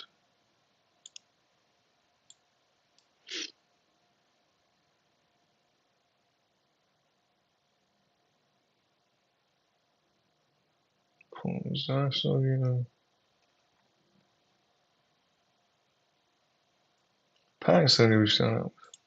تو همین 5 ثانیه خب یه ذره سعودی تر میشه الان.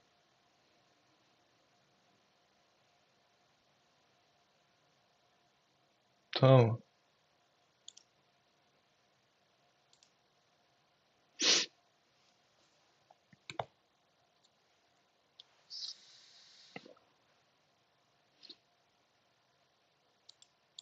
دولتشو سر 2 میان بیرون. یعنی تقریبا 70%.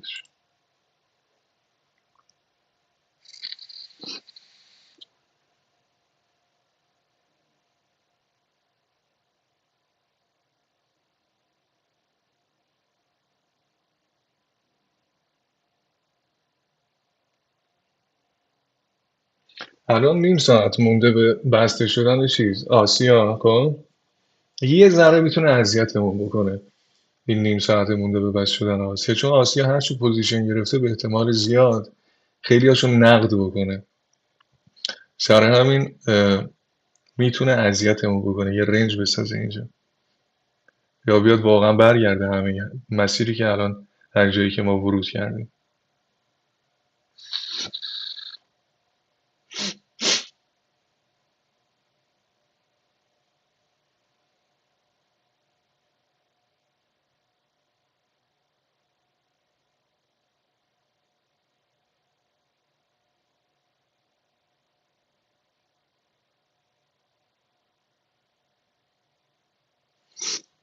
مووینگ اوریج رو بیارم.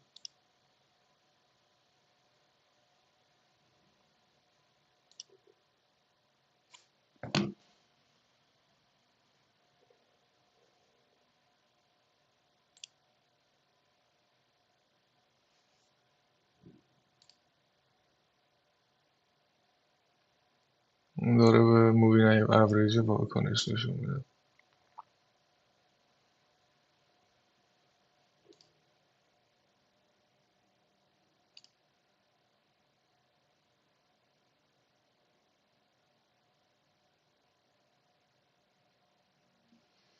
اینجا الان داره کف و سقف پایین تر میزنه.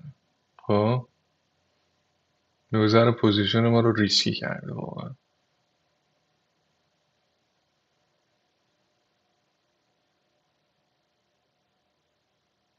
برای میتونه در حد همون بک تو بریک ایون 1 دقیقه هم باشه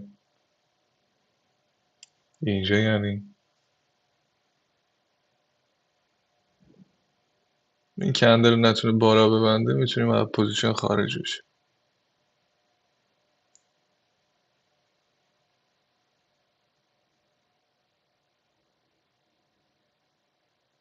خوب نبست اونجوری که من میخواستم، نبست ولی اوکی.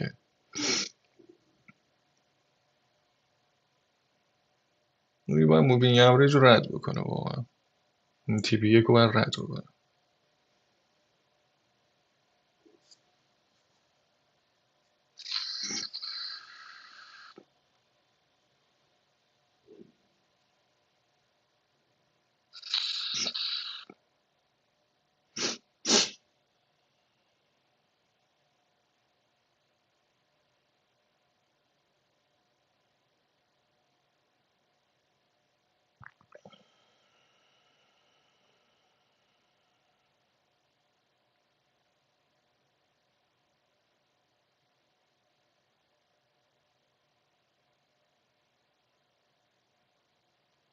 این دیگه رفتنی نیست.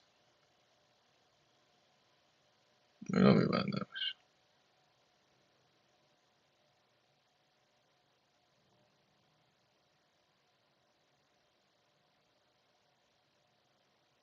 چشمام داره بهم میگه نمیره دیگه.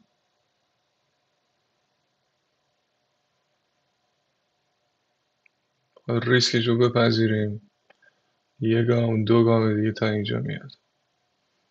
ولی خب تا اینجا اگر بیاد 15 رو کامل شدو کرده. 5 دقیقه دیگه 15 بسته میشه. این پوزیشنیه که باید بسته شه واقعا، جدی بهتون میگم.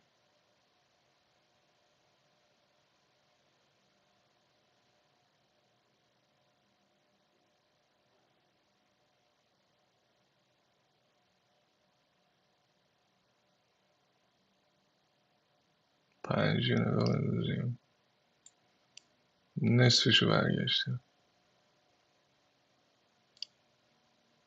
این یه گام، اینم دو گام. اگر به همین دو گام قناعت بکنه و پولبکی به همین ناحیه باشه، خب اوکی. ولی نیست دیگه.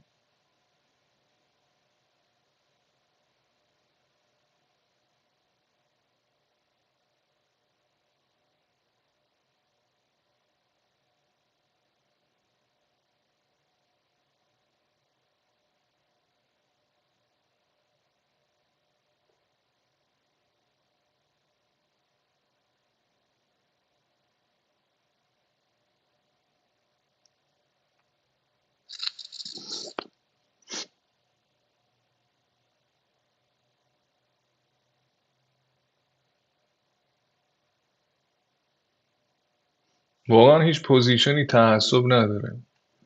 جایی که داره ستاپتون فیل میشه باید ببندینش. اینجا من نبستمش چون احساس کردم شاید به این ناحیه فقط پول بک بزنه و بعد برگرده بالا. 5 دقیقه رو کاملا، نصف 5 دقیقه که رفته بوده رو برگشته. ببینیم به اینجا یه پول بکی بزنه یا از اونجا خواست شلش بکنه، من میبندمش.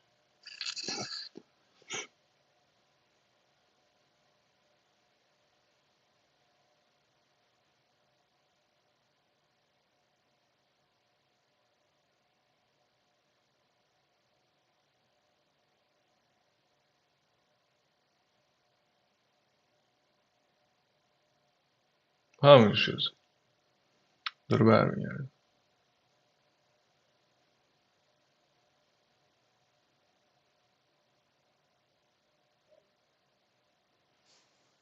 یه چی پیش میاد.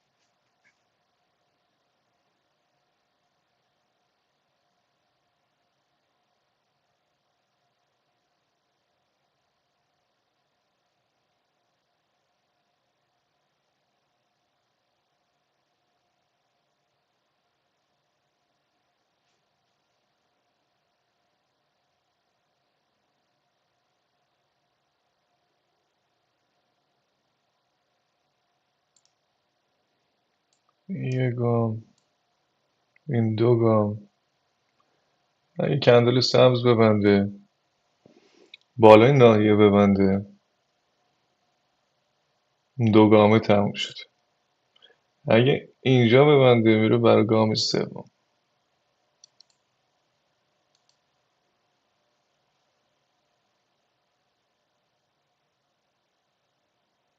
خیلی جدی بهتون میگم، هیچ جای معاملاتتون تعصب به خرج ندید. من عملا اینجا متوجه شدم داره فیلد میشه این ستا و میتونستم ببندمش. چون یه ذره بار آموزشی داره، حالا میتونیم نگرش داریم چه اتفاقی میفته و تو همین ناحیه برش میگردونه، دو گامش تموم میشه. چون آسیا وقتی داره کلوز میکنه تمام پوزیشناشون رو میبندن و همزمان سل هم میگیرن. مووینگ اوریجمون هم بود، تی پی که هم داده، میتونستیم بخشیش رو بگیریم، حالا 50%، 90%، 60% هرچی، ولی در مجموع اوکی. برام ببینیم چه اتفاقی میفته.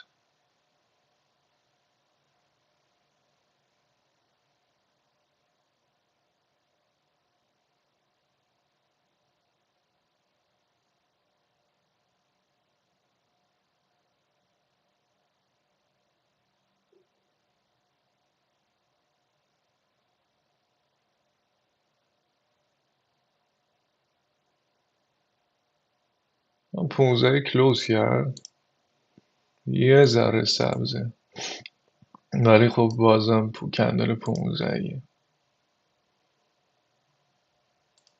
با اینکه سبز کلوز کرده یا امیدی میمونه.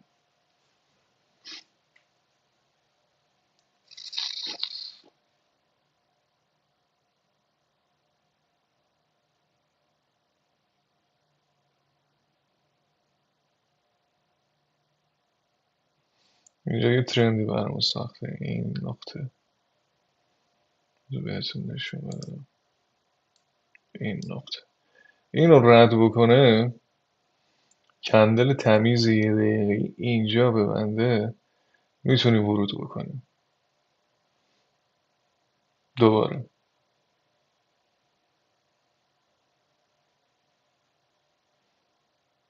خب یه ذره من دیر جمع بدم.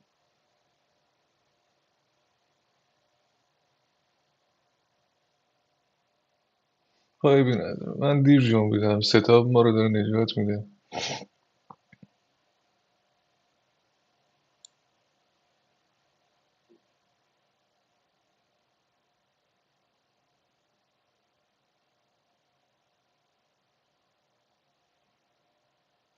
میتونه یه تلاشی باشه این برای افرادی که، برای مؤسساتی که پوزیشنشون رو اینجا گرفتن و فقط میخوان، حالا در مجموع، خب درست، روند سعوده، بازار به سعوده، پاور به سعوده، همه چی به سعوده، اما گهگدار یه همچین اتفاقی میفته. کسایی که اینجا مثلا معاملاتشون رو گرفتن فقط میخوان بیارنش نقطه سر به سر، اونایی که زور دارن، اونایی که میتونن بازار رو تغییر بدن، روند توش ایجاد بکنن، فقط میارن به نقطه سر به سر پوزیشنشون رو خارج میشن.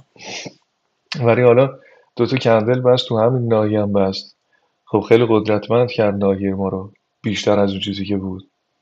تا دم استاپ ما اومد، برگشت بالا. برای همین یه دست بهش نمیزن. ما اون موقع هم دست بهش نمیخواستیم بزن. بریم چی پیش میاد دیگه. تی بی یک ما میشه اینجا.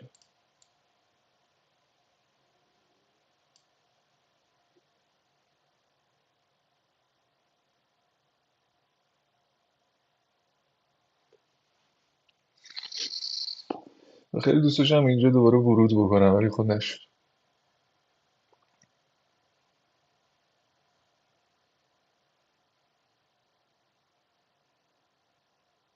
کندر بعدش هم مستقیم پول بک زده به ناحیه که قبلش.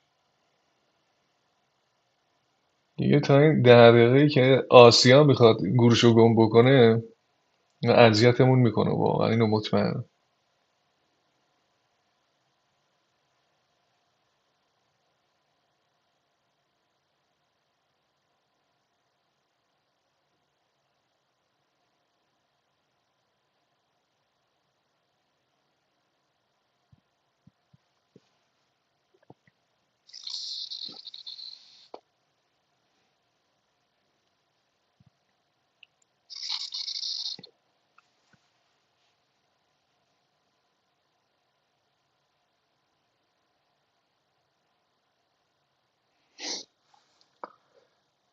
پنجی خیلی ترتمیز داره میبنده.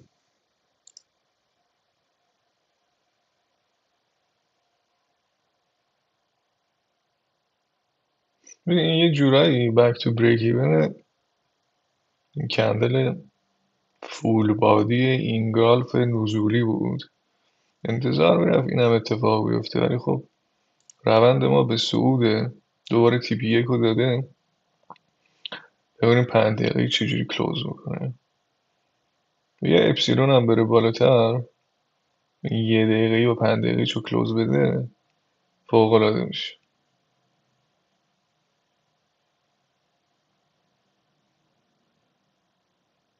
10 دقیقه دیگه مونده آسیا بره.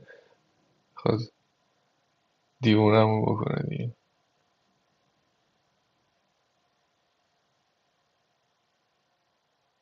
ماشاءالله.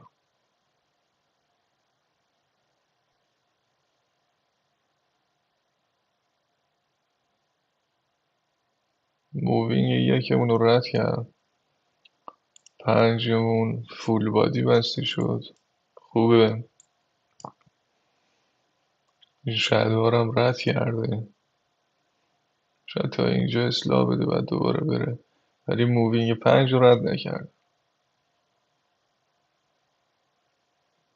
2 بار تیپی یک ما رو زده، ما ولش کردیم همینجوری.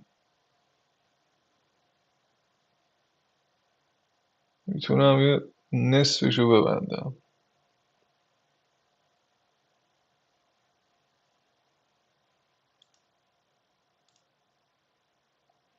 ببینیم رو مووینگ 1 دقیقه چیکار میکنه.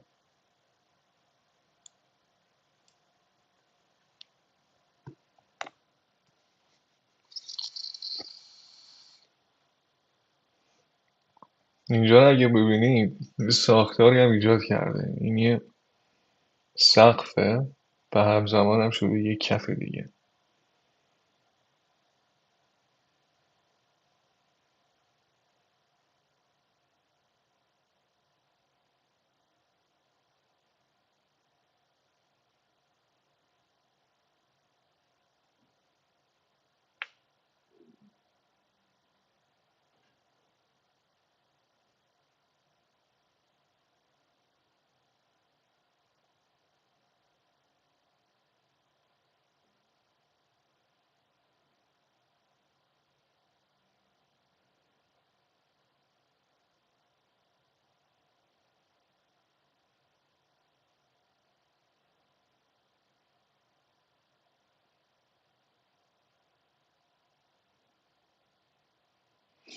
از اونجایی که اینجا برامون ناحیه ساخته، بک تو بریک ایون این شکست بوده، یه گام هم حرکت کرده.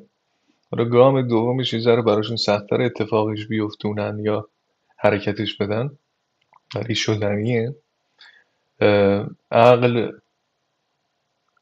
میگه اینجا باید یا معامله خارج میشد یا 80-90 درصدش میکشیدی بیرون. از اونجایی که من میگم اینجا 2 گام به من حرکت داده، اینجا ناحیه ساخته، مووینگ یک رو رد کرده، میشه نگرش داشت بر این اساس فقط. اینکه مووینگ یکی منو رد کرده و اینجا برای من ناحیه ساخته. این کندر سرنوشت سازه برای این ناحیه. بتونه با اسپایک ردش بکنه، خب فبها. نتونه، ما باید خروج بکنیم.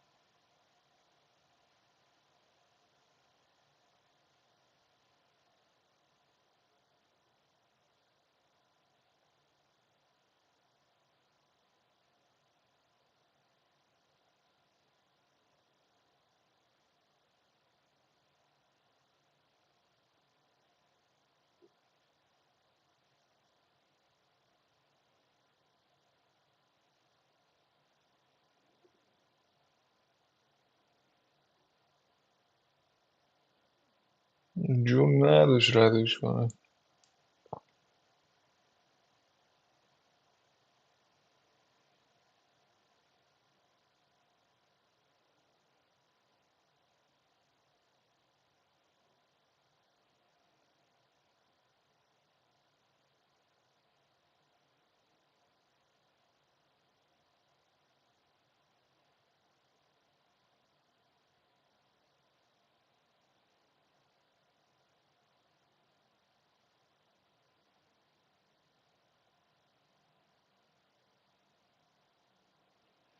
اسپایک تکلیفش رو روشن میکنه دیگه.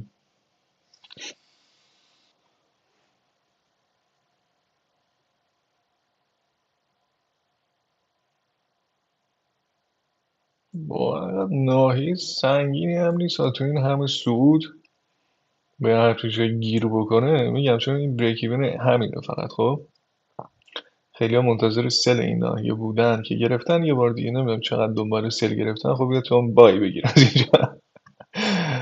خب این نمیتونه این کارو بره واقعا. موبینگ 5 هم این بالا بود فکر کنم.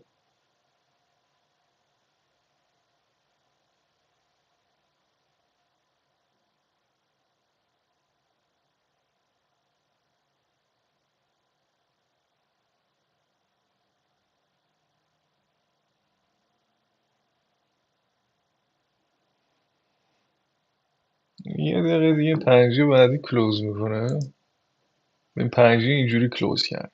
خب قرمز شادو از پایین داره، یه ذره شادو هم از بالا داره، میتونه قوی باشه تو نشون دهنده این باشه اینو نگه داشته، ولی مووینگ 5 بالاشه میدونی.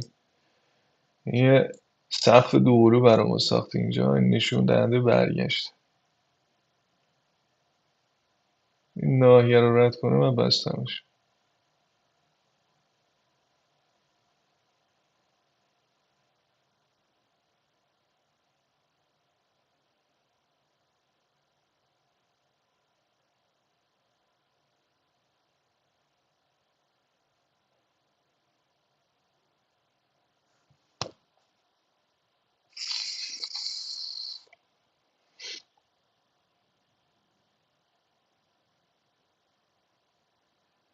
من به این بازار باخت نمیدم. خب فری میکنن.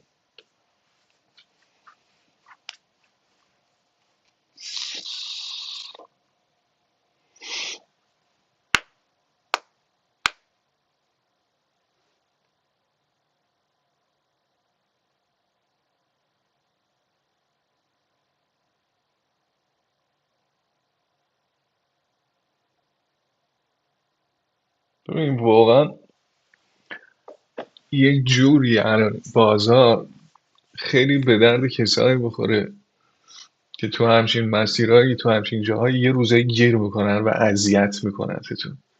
خیلی بده، خیلی بده. ولی یه به عنوان یه کسی که دارین الان اینو نگاه میکنین تو آینده، الان دارین نگاه میکنین که فردا پس فردا هر موقع خیلی میتونه تو روند تریدتون تاثیر بذاره، خیلی میتونه بهتون کمک بکنه، خیلی میتونه بهتون تجربه بده. خیلی ببین همه ما گیر میکنیم تو همچین پوزیشن هایی، همه. خب کاش یکی بود وقت خودش هم به من میگفت منم گیر میکنم، منم یه روزی سر همچین چیزی عصبی میشم، منم بازار بوده با هم بازی کرده عصبیم کرده. ریسک فری من نمیکنم ولی الان ریسک فری کردم. واقعا نمیخوام به باخت مفتی بدم، پول مجانی بدم دستش. چرا بدم؟ این که بتونید خودتون رو مدیریت بکنید، پوزیشنتون رو مدیریت بکنید. همین نقطه ورود و نقطه خروج نیست همه چی. باید بتونید بر خودتون هم متکی باشین، به احساساتتون، به عواطفتون، به اعصابتون. تا دم استاپ ما رفت برگشت بالا دوباره. اینو با اسپایک رد بکنه من میگم تیپی 2 3 مونم بهم میدم. ولی فقط باید استاپتون جا درستش باشه. ریس فریتون هم دیگه به ذهن خودتون دیگه، ببین چیکار میکنید. بعضیا میکنن بعضیا نمیکنن. من 99.99% ریس فری نمیکنم واقعا.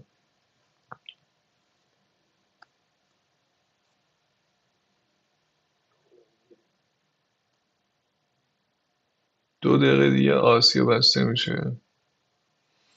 آسیا بسته شه احتمال داره یه تیک بره. خب ولی بعضی وقتا هم هست لندن میکشونه به اولین کف و سقفی که نزدیکترشه، نقدینگی اونجا رو هم ورداره که باعث بشه پوزیشن هایی که آسیا باز گذاشته رو ببنده از قصد و ادامه حرکتشو بده که نقدینگی بیشتری هم تو بازار ایجاد بشه. یه پول معلق باید باشه دیگه، بانک ها بتونن ورش دارن دیگه، همه چی پوزیشن های ما نیست. یه دقیقه دیگه مونده این لعنتی بستش، دیوونم کرد واقعا.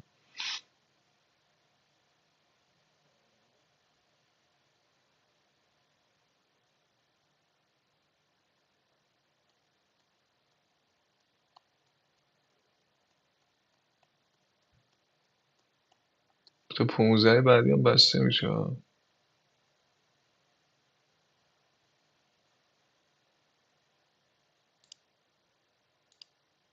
15 چقدر قوی داره میبنده. من اینو از ریسفری در میارم بچه ها، حیفم میاد اینو بذارم بخوره همینجوری مفت و مجانی. 15 خیلی گردن کلوف هست شد. این مارکت اکسکیوژن هم بذار چی بهش میگم واقعا؟ اکسکیوشن درست میگم. بذاریم اون بر به 15 چقدر گردن کلوفته. بکن برو بالا نایی. آفرین پسر خوب. دیگه ببین چه غلطی میکنه. 15 اینجوری بسته میتونه تا میونش برگرده، واقعا میتونه بعد ادامه بده مسیر رو.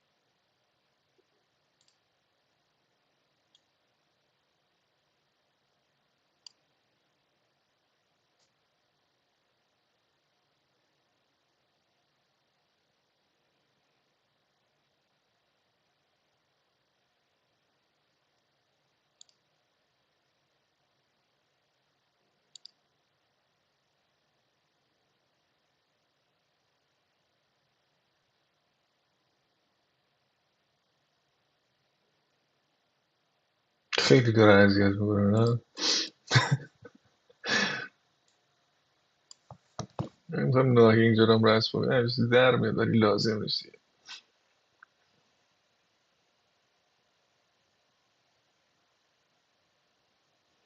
من نصف اینو ببندم. کلافم کرده. بعد پول استاپ خودش در بیاد. نه یه استاپ بزنه.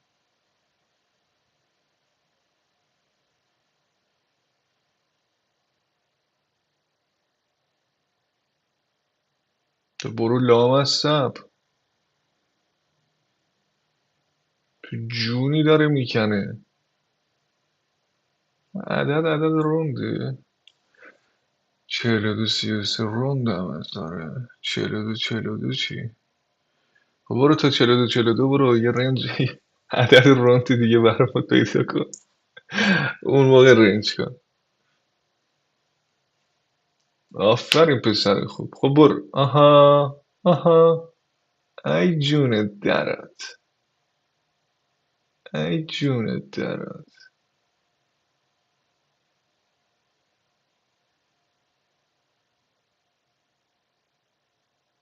بازار اروپا رو خواب برده. آب و هواش سرد و بارونی همه خوابشون میاد.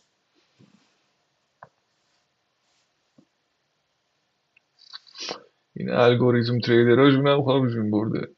بابا لعنت بهت بکش بالا دیگه، انگار داره کو میکنه.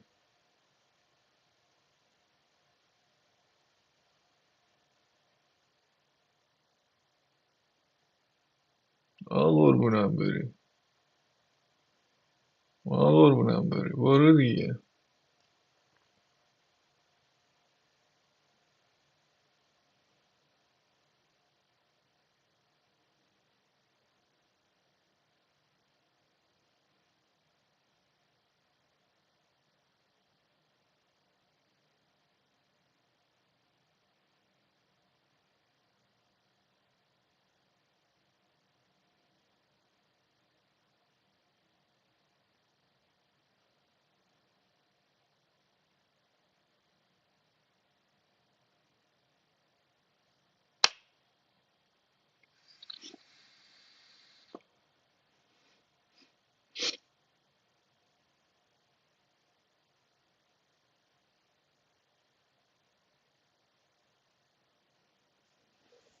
هی اینا یه کندل میکشن پایین، هی برن تو اصلاحش ورود بکنن، هی میکشن پایین، هی کندل بیاد پایین، تو اصلاحش مثلا لیمیت میزنن. معمولا اینجوری کار میکنه این الگوریتم تریدرها.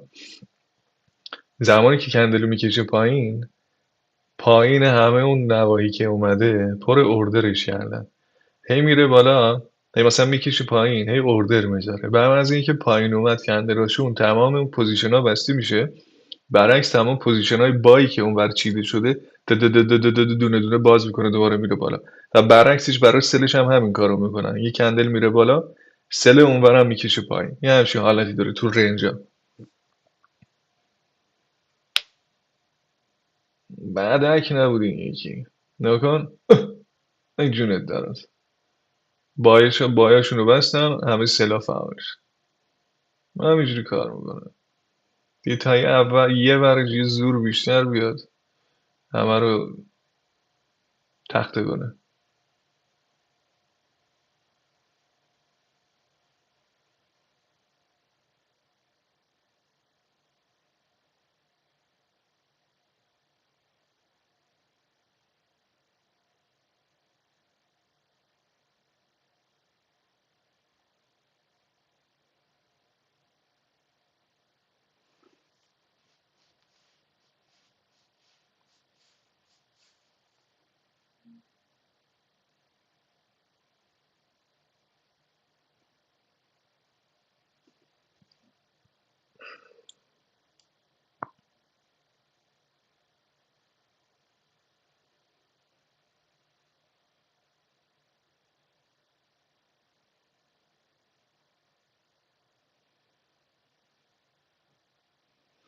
بخواد همینجوری ادامه بده، 12 احتمال، یعنی یه ساعت دیگه احتمال داره همینجوری رنج بکنه.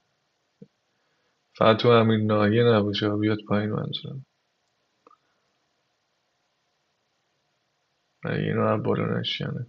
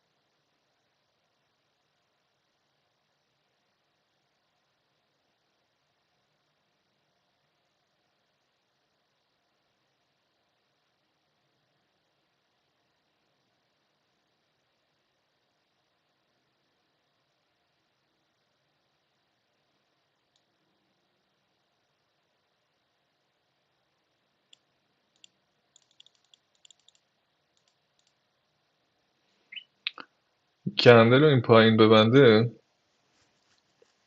من 80% در خارج میکنم.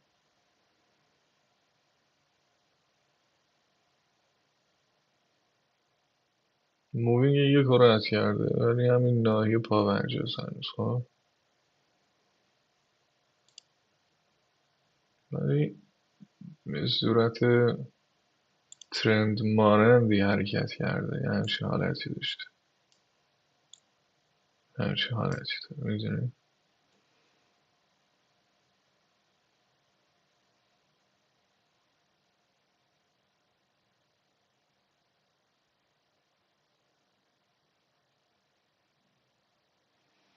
یه برخورد، دو برخورد، سه برخورد، چهار برخورد، یک دو، این دومین برخورد داره، سومین برخوردش هم میشه گفت پایینه. این دیگه سرنوشت ساز، این سومین برخوردش به کف این رنجه.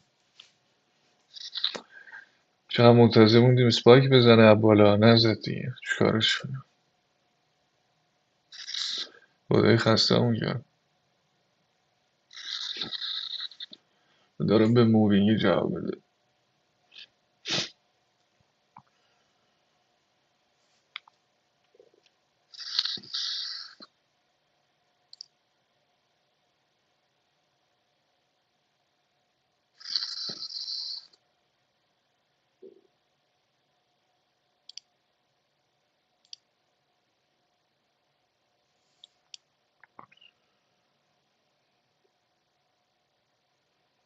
جون درات برو دیگه. برو دیگه. آفرین آفرین به تو، آفرین آفرین. برو تیپی دور ما رو بزن. میاد رو دو. اینجوری که اذیتم کرد داره دولتشو خارج شد.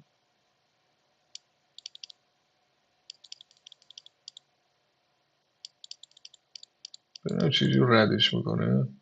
خوب ردش کرد، خدا وکیلی. خدا وکیلی خوب ردش کرد. بزنیم رو چهار اینو تریلش میکنم.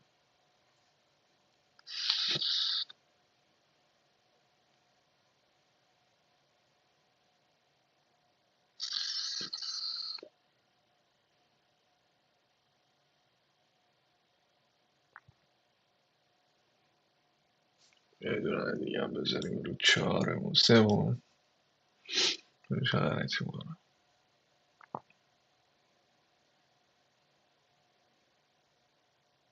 تو این ساعت بعید میدونم از سه بیشتر بره واقعا. چون 12 به بعد یعنی 50 دقیقه دیگه. نمیدونم هر کدومتون کجایین، از چه کشوری، چه ساعتی دارین. حساب کنین دیگه. الان به ساعت من 11 و 11 دقیقه است. خب 12 به ساعت من لندن، بازار اروپا یه حرکت خیلی شارپی داره. خب اون حرکت شارپه این ساعت اتفاق نمیفته، 12 اتفاق میفته. 90% 12 اتفاق میفته. بعضی روزا هم بوده ساعت یک اتفاق افتاده. ببینید حالا چه جوری برای شما این اتفاق میفته حساب بکنید.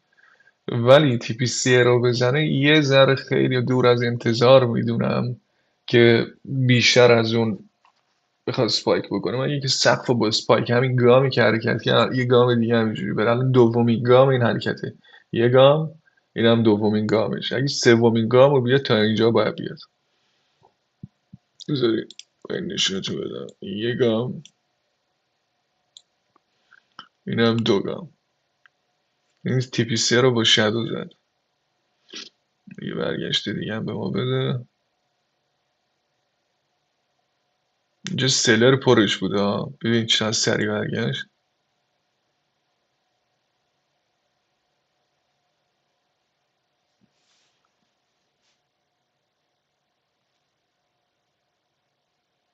معمولا تو سومین برخورده بالا به هر سمتی بازار بره، چه پایین چه بالا، نه همچین رنجی براتون بسازه. سومین برخورد جایی که بیشتر افرادی که بخوان حالا خلاف جهت وارد بشن هم وارد میشن. دی تا سومین برخورد اتفاق نیفته همچین غلطی نمیکنه. نه داره شل میکنه واقعا. من اینو تریل بکنم اینجا.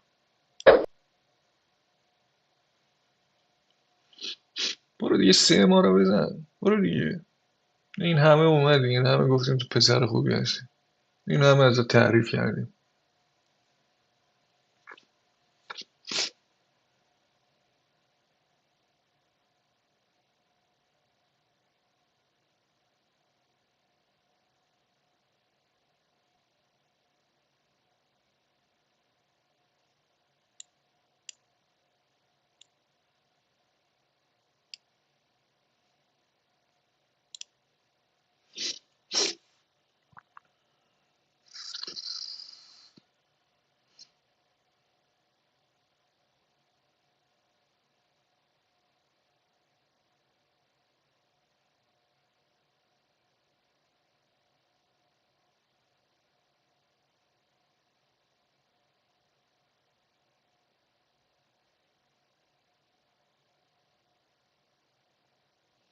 این خیلی راحت میتونین تیپی سه رو بزنه.